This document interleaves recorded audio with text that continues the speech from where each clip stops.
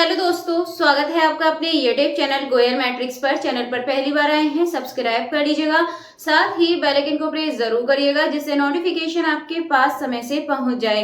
तो आज की जो वीडियो है इसमें बात करने वाले हैं DSSB TGT मैथ्स में किस तरीके के क्वेश्चन आपसे पूछे जा सकते हैं।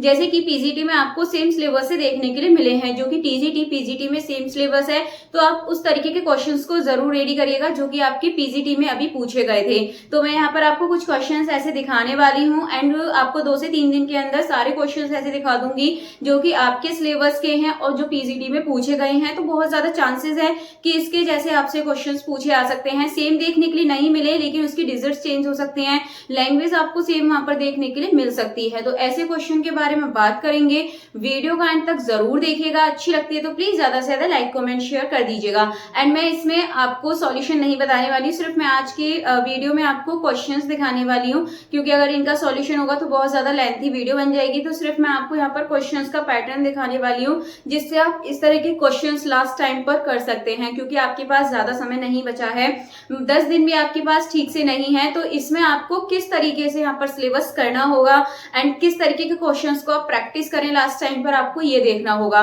तो ये क्वेश्चंस आप खुद कर लीजिएगा, आंसर आपको उसमें टिक मिल जाएंगे क्योंकि डायरेक्टली मैंने पेपर से ही क्वेश्चंस उठाए हैं। तो आपको टिक यहाँ पर जो सही क्वेश्चंस है वो मिल जाएंगे और यहाँ आपको क्वेश्चन का पैटर्न पता चल जाएगा, सॉल्यूशन आप उसका देख लीजिएगा। देन इससे अलग यदि बात करें तो एडमिट कार्ड आपको कल देखने के लिए मिल सकता है, मंडे में एडमिट कार्ड आ जाएगा। तो यही उम्मीद है कि कल आपका एडमिट कार्ड आ जाए और अपनी तैयारी को अच्छे से करते रहे। इस तरीके के क्वेश्चंस को आप जरूर यहाँ पर रिवाइज करें। तो फिलहाल देखिए क्वेश्चन नंबर 1 है। तो ये क्वेश्चन आप देखेंगे P is equals to 1 2, Q is equals to आपको दे रखा है, R is equals to दे रखा है, देन द एलिमेंट ऑफ, यहाँ पर थोड़ा सा क्वेश्चन कट हो रहा है बट इस तरीके का क्वेश्चन आपको यहाँ पर देखने के लिए मिल सकता है। आगे यदि देखें द स्टेटमेंट n फैक्टोरियल बड़ा है 3 की पावर n से, तब आपको बताना है। तो ये तो आप इजीली इस क्वेश्चन को यहाँ पर कर सकते हैं। देन इसके बाद आगे क्वेश्चन देखें तो ये आपके सामने a इज इक्वल्स टू आपको दे रखा है 279, v is equals to 367, find the relation r from a to b, आपको रिलेशन बताना है। तो ऑप्शन सामने है, सॉल्व करके आप देख लीजिएगा और ऑप्शन आपके सामने सही आपको पता चल जाएगा। देन आगे देखें तो आगे क्वेश्चन है आपके सामने, आपको यहाँ पर दे रखा है x की पावर 2n प्लस 3, y की power 2n plus 3 is always divisible y, हमेशा किससे डिविजिबल होगा तो ये आपको बताना है। तो ऑप्शंस आपके सामने हैं। तो इस तरीके का क्वेश्चंस भी आपसे इधर पूछा जा सकता है। इसके बाद यदि आगे देखें क्वेश्चन तो ऊपर यहाँ पर क्वेश्चन देखने के लिए मिलेगा आपको, if f(x) is equals to x square minus 4 दे रखा है, then the value of, value की पूछिए इसकी वैल्यू क्या होगी। तो ऐसे क्वेश्चन आसान होते हैं, थोड़ा सा टाइम लग जाता है इनको सॉल्व करने में बट आप इजीली इनको निकाल सकते हैं। तो आप देख लीजिएगा इस पैटर्न को। नेक्स्ट यदि आगे देखें तो आगे आपको देखने के लिए मिल रहा है यहाँ पर f(x) is equals to x plus 1, g(x) is equals to 2x square minus 1 are two real value function है। देन आपको बताना है इनमें से कौन सा सही होगा। यहाँ पर भी थोड़ा सा क्वेश्चन कटा हुआ है, तो यहाँ पर हो सकता है किसी की वैल्यू पूछी हो तो क्वेश्चन इसमें ठीक से समझ नहीं आ रहा है। आगे यदि बढ़े तो a इज इक्वल्स टू आपको दे रखा है 1 2 3 5 7, relation r is defined by from a to a by आपको r इज इक्वल्स टू दे रखा है the domain of the relation, आपको रिलेशन इसमें बताना है कि क्या होगा। अगर आगे देखें तो द नंबर ऑफ, ये वाला आपके नहीं है पीजीटी का, ये रहने दीजिए।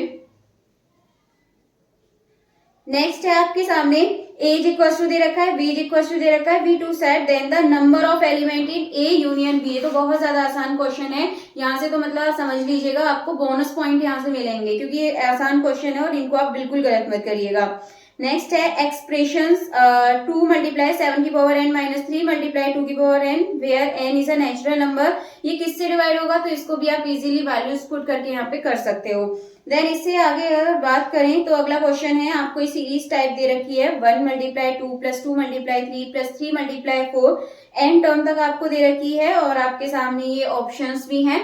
तो यहाँ से भी एक क्वेश्चन आपसे पूछा सकता है, देखने के लिए आपको मिल सकता है। तो ये भी आपके इजीली वैल्यू पुट करके क्वेश्चंस हो जाते हैं। अगर बात करें नेक्स्ट क्वेश्चन तो नेक्स्ट है आपके सामने the largest 3 digit number divisible by 4 5 12 leaving the remainder 3। तो आपको लार्जेस्ट नंबर बताना है जो कि 4 5 12 तीनों से चला जाए, 3 डिजिट का नंबर होना चाहिए जो तीनों से डिविजिबल हो, डिविजिबल होने पर 3 यहाँ पर रिमाइंडर बचे, ये है यहाँ पर कहने का मतलब। तो एक क्वेश्चन आपको ऐसा देखने के लिए आपके एग्जाम में भी मिलेगा। The highest common factor, HCF भी पूछ लिया है, तो ये ऐसे क्वेश्चंस हैं जो कि आपके लिए बोनस पॉइंट है, यानी कि 40 प्लस लाने में आपकी हेल्प करेंगे। तो ऐसे क्वेश्चंस आप देखिएगा जरूर। एंड अगर आगे बात करें तो आगे क्वेश्चंस देखने के लिए मिले हैं। द रिमाइंडर व्हेन आपको दे रखा है 3 की पावर 99 इज डिवाइडेड बाय 13, तो क्या रिमाइंडर बचेगा, तो ऐसे क्वेश्चन आपसे पूछे जाएंगे।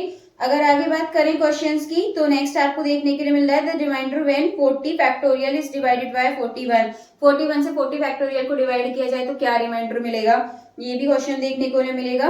नेक्स्ट है which of the following is not correct, कौन सा करेक्ट नहीं है, तो ये भी आप इजीली कर सकते हैं, ऑप्शंस देखेंगे तो ऑप्शन से आप कर सकते हैं इसको। आगे यदि बढ़ें तो नेक्स्ट क्वेश्चन आपको देखने के लिए मिलेगा, ये तो फैक्टोरियल वाला आपका हो चुका है।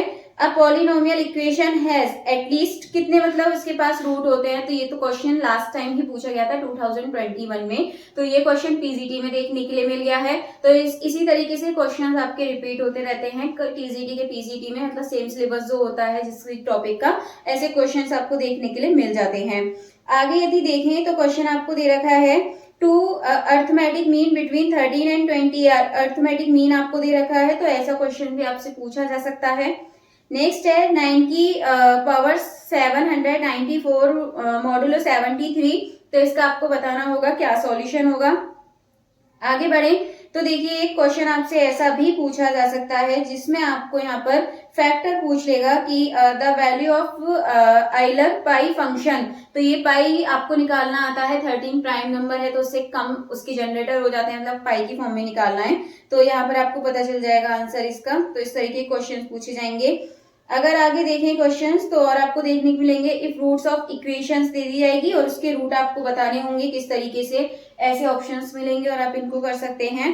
नेक्स्ट आपको क्वेश्चन देखने के लिए मिलेगा the sum of all factor of, इसके आपको सभी फैक्टर बताने होंगे कि इसके सभी फैक्टर क्या होंगे, तो ऐसा क्वेश्चन भी आपको देखने के लिए मिलेगा। फैक्टर का जो सम है वो फैक्टर आपको निकालने आते हैं, एक बार आप सम वाला भी देख लीजिएगा कि सम कैसे फाइंड करते हैं।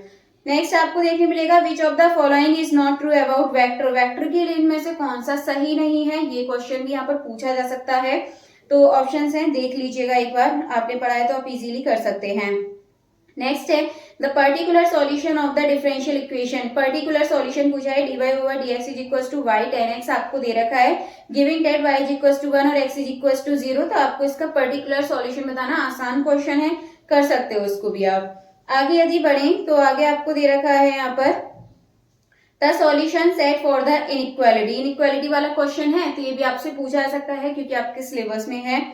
देन इससे ऊपर बात करें तो यहाँ पर आपको क्वेश्चन देखने मिलेगा find the solution of the differential equation, एक इक्वेशन दे रखी है डिफरेंशियल, इसका सॉल्यूशन बताना है, तो ऐसे पैटर्न को आप देख लीजिएगा। डिफरेंशियल इक्वेशन के एक से दो क्वेश्चन आपको आपके एग्जाम में देखने के लिए मिलेंगे। आगे देखें क्वेश्चंस तो आपके find the solution of the differential equation, देखिए फिर से आ गया है x dy over dx plus y is equal to x square, तो एक क्वेश्चन आपको इधर से देखने के लिए मिल सकता है। आगे यदि देखें तो नेक्स्ट क्वेश्चन आपको देखने के लिए मिल रहा है जो कि आपका ये कॉम्प्लेक्स एनालिसिस से है, तो let f z is equal to आपको z cos 1/z, then residue आपको बताना है, तो ये क्वेश्चन भी आपको सिखाए हुए हैं, तो इस क्वेश्चन को भी आप ऐसे मतलब क्वेश्चन आप जरूर करिएगा।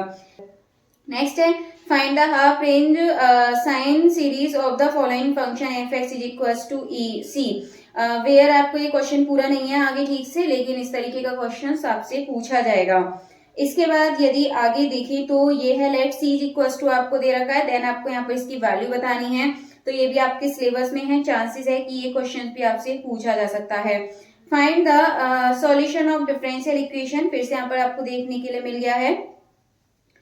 नेक्स्ट है आपके सामने अब इवैल्यूट, आपको इंटीग्रल दे रखा है, डबल इंटीग्रल का क्वेश्चन है, तो इसको भी आप कर सकते हैं, ऑप्शन आपके सामने सॉल्व करके देख लीजिएगा, चेक कर लीजिएगा। इसके बाद आगे देखें तो नेक्स्ट क्वेश्चन आपको दे रखा है one of the solution of the equation sine z is equal to 2i, तब आपको बताना है इसका सही सॉल्यूशन क्या होगा। आगे बढ़ें तो यह है the solution of the inequality, inequality का क्वेश्चन है, इसको भी आप कर सकते हैं, तो आंसर देख लीजिएगा। इसके बाद यदि आगे बढ़ें तो नेक्स्ट क्वेश्चन है इवैल्यूट ट्रिपल इंटीग्रल में आपको दे रखा है where the region b bounded by, bounded बता दिया है कैसे है, तो इसको आप कर लीजिएगा। नेक्स्ट आगे है इंटीग्रल वाली क्वेश्चन है, 0 से इनफाइनाइट यहाँ पर लिमिट दे रखी है 1/x/6 + 1 dx आपको यहाँ पर दे रखा है। देन अगर आगे देखें तो ये आपको दे रखा है लेट एफ सी से be a function defined as, आपको यहाँ पर दे रखे हैं और ऑप्शंस हैं आपके सामने, इनको कर लीजिएगा। Let c be the positive oriented circle, तब आपको बताना है इसकी सही वैल्यू क्या होगी। तो एक क्वेश्चन आपको इधर से भी देखने के लिए मिल सकता है।